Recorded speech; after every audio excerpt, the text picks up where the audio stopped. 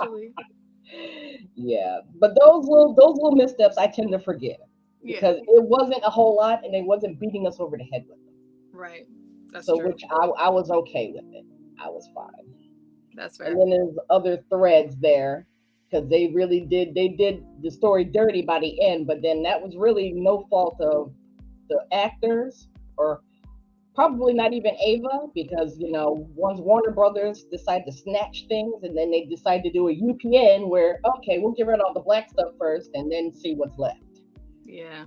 and they kind of did the story dirty from that end because it was rushed, especially at the last episode of the series, not even the season of the series, where she actually discovers, okay, I can actually fly, and that was the worst CGI I had ever. I'm thinking, was Ava sick that day? Did she not come to the set to fix that? That's Because some old that that's looked after horrible. stuff. That is that after stuff. Like she can direct her butt off, but if the budget is not there to make it smooth afterwards, Mm. that's, Because even the look on Casey's face was like, I am so over this. Can we be finished with this? I'm tired. I'm hungry. Can you? And I said, you can see those thoughts going right across her forehead in the but last climactic episode, last scene of the episode. And it's like, that's the last we see of her.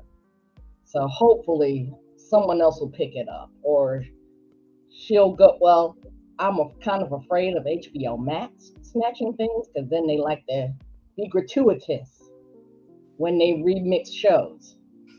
So I was like, no, we don't need to see Naomi in any uncompromising positions or circumstances because then I would just have to sit there and go, I'm going to set the studio on fire. Don't do that to my girl.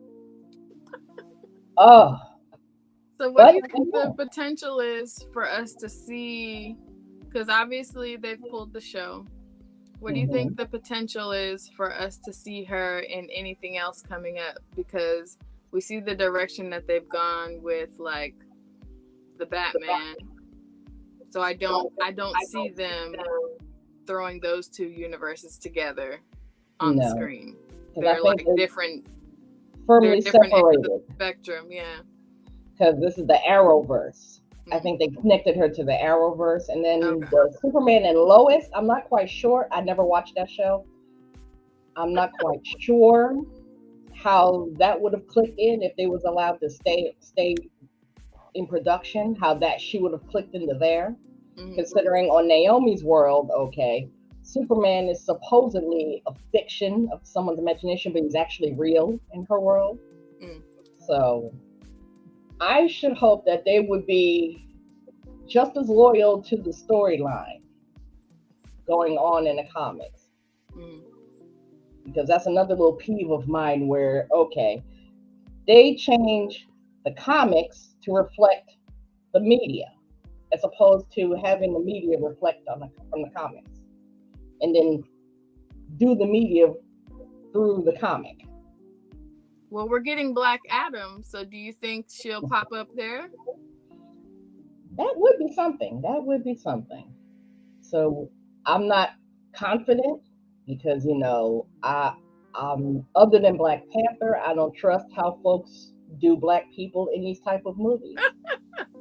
Okay, I only Mm-hmm. trust Marvel and MCU because they did a great job with their premier black superheroes. So we'll have to see what they do bringing mutants and bringing Storm in and things like that. So I'm not confident Mm-hmm. unless they can hire a Kevin Feige like person over at Warner Brothers to revamp the DC universe on TV Mm.